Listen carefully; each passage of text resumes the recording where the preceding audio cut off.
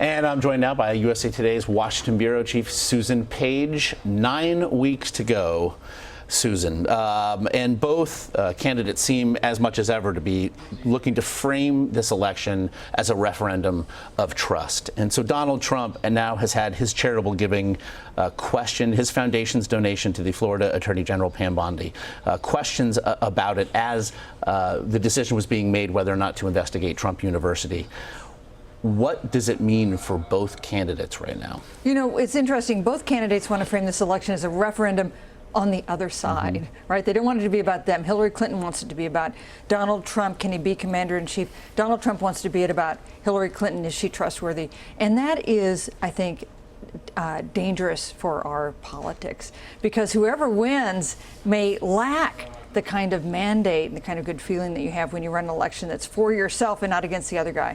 And this foundation controversy feeds right into that. Two serious questions. One is Donald Trump's foundation made an illegal contribution to a political committee. That's not allowed. They've now paid a fine, and he's now made restitution, $25,000 to his foundation.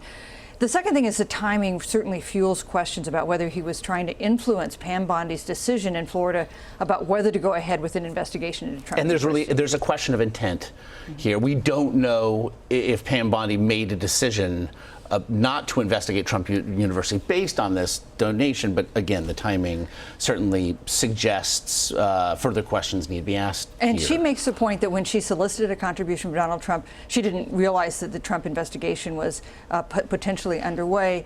We don't know what his intent was when he made the contribution. At that point, we did know publicly, he did know that the Florida Attorney General was considering whether to investigate Trump University. Speaking of intent, we don't know what the intent of Hillary Clinton was in allowing the press, the traveling press corps, to join her now on a new plane and to walk back to take questions from them. Certainly the campaign had been hearing a lot about how many hundreds of days had passed since a formal press conference had been given. The optics and the effectiveness then of that, or what? You don't think that she just wanted to have reporters around because we're just so likable? Yeah, that must be it. At least with regard to you. Let's put that aside for now. You know, this was becoming an issue she needed to put to rest. She had not given a news conference since December.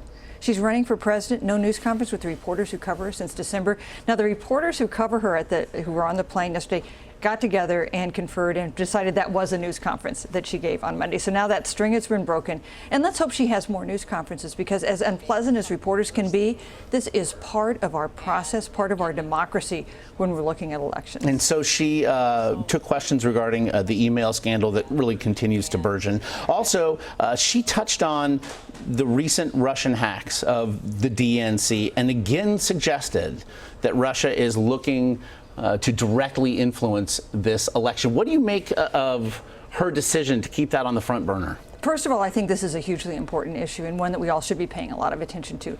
A foreign government or agents of a foreign government trying to meddle in our politics is a really serious thing. And I think it seems to me experts say the Russians could have two things in mind. One is maybe to help Donald Trump, who has some relationships with the Russian government and has spoken favorably of Vladimir Putin. The other may just be made to create some fog and controversy about our elections and whether it's that you can trust the results. That is also a tenet of our democracy, that when election day happens, we can believe that it wasn't rigged, that the person who won, and that's an important thing for us to feel confident about. Russian hacks could raise questions about that. Susan, when you look at the last month that has been had, a complete personnel overhaul in the Donald Trump campaign, great amount of GOP support being thrown behind Hillary Clinton, the ground game, the fact that the Clinton campaign out-organizes their Trump counterparts, has millions more dollars at the ready, 5 times as many ads.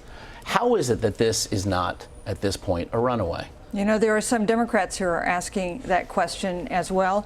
Now, to be fair, Hillary Clinton is in a pretty good situation when it comes to the dozen or so battleground states.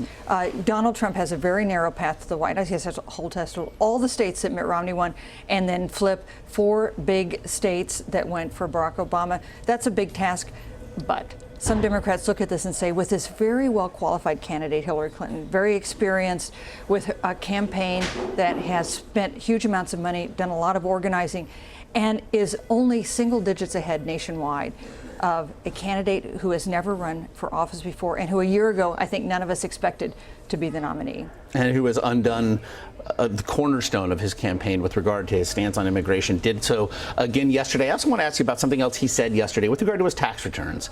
He said very plainly he believes people don't care, in stating that he will not be releasing his tax returns. I was looking at a Monmouth poll. It suggests perhaps that he may not be entirely incorrect. While 31% of respondents said they are aggrieved by his decision, 36% actually said they don't care. Do you think he's right? We had a poll, a USA Today Suffolk University poll last week, in which 3 out of 4 Americans said he should release his tax returns, including a majority of his own supporters. But I don't think this is the top issue on voters' minds. Voters care about the quality of the candidates. Can they trust them as president? And they also care about the issues that matter to them, things like college affordability or national security, being safe in their homes. So I think that it's not a top-tier issue, but it is a long tradition. Since Richard Nixon, every major presidential candidate has released his or her tax returns. Donald Trump is breaking that tradition.